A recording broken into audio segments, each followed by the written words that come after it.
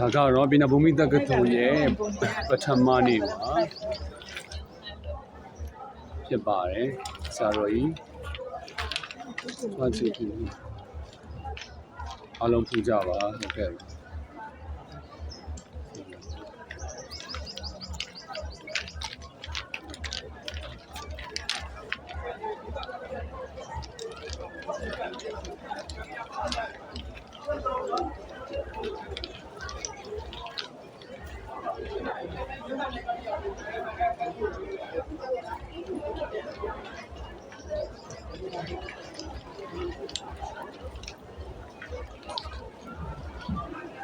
အဲ့ဒါလိုအဓိပတိဆရာတော်ပါမမိုက်တို့ဆရာတော်အမှုရှိတော့ ကပ်ပြီးတော့မှီသွားတော့သေးတယ်နော်။နည်းနောက်ကျရင်3မိနစ်လောက်နောက်ကျရင်တော့မပူရတော့တော်သေးတယ်ဟိုကနောက်တစ် round ပြန်ပြီးတော့အပြင်ထွက်တဲ့ခါကျရင်ပြန်ပူရမှာတော့နေရာနည်းနည်းစောဦးမှရမယ်နော်အဲ့လိုလေးရှိ။ဒါဆိုဒီမှာခဏနားကြမယ်။